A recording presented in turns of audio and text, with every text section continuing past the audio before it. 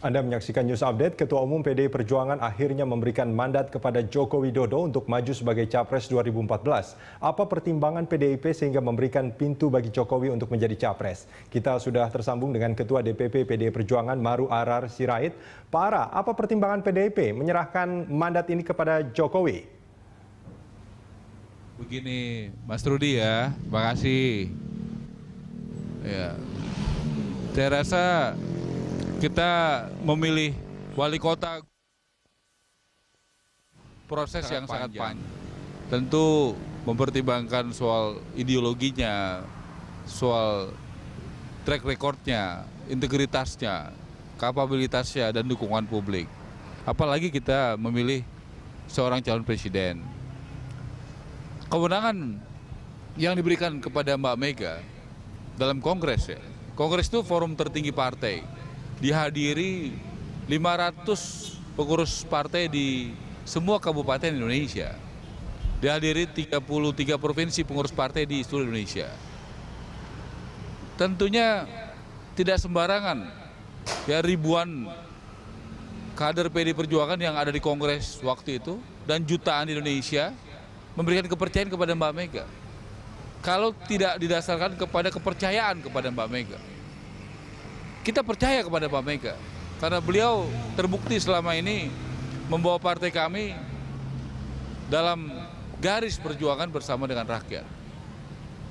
Dan hari ini sekali lagi Mbak Mega membuktikan sesudah 2 tahun lalu, kita masih ingat pemilihan gubernur Jakarta, ada yang pikirkan, ada yang usulkan calon lain.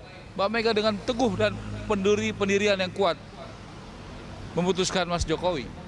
Pada saat awalnya banyak yang berpandangan berbeda, tapi kemudian akhirnya bisa menang dan bisa melakukan perubahan secara bertahap di Jakarta ini. Begitu juga Mas Ganjar tahun lalu, surveinya pada saat diputuskan masih sangat rendah, kemudian bisa menang dan banyak melakukan perubahan di Jawa Tengah. Beda sekarang dengan Mas Jokowi. Mas Jokowi pada saat diputuskan surveinya sangat tinggi.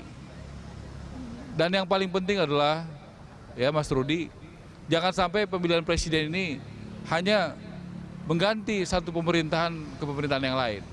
Harus ada perubahan. Baik, apa Pak Ara, yang harus berubah? Ekonomi. Ya. Ya, setelah menetapkan Jokowi Silakan. sebagai Capres, apakah Cawapresnya juga sudah dipersiapkan nih Pak Ara? Belum. Tapi sudah ada nama-nama yang sudah diinventarisir ya? Belum bicara soal wapres, belum bicara soal kabinet. Kita hari ini berbicara soal calon presiden dan bagaimana memenangkan pemilu legislatif. Kita yakin dengan diumumkannya Mas Jokowi, elektibilitas PDI Perjuangan 9 April nanti bisa mendapat angka sekitar 35%. Kita yakin itu. Ya, Pak Ara, ini meskipun belum ditetapkan, nama Puan Maharani sempat disebut-sebut sebagai cawapres. Apakah ini juga dipertimbangkan oleh PDIP? Ya, tentu kita akan menyerahkan kepada Mbak Mega. Ada proses diskusi, ada proses survei.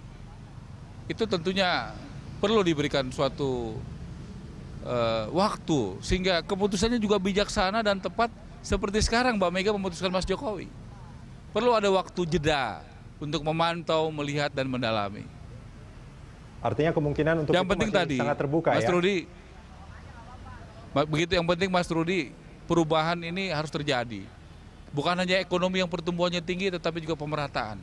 Baik. Ya, masalah pemberantasan korupsi juga harus terus digencarkan. Baik. Masalah menjaga pluralisme juga harus digencarkan. Dan yang paling penting, jangan sampai pemilu ini tidak ada membawa manfaat bagi rakyat.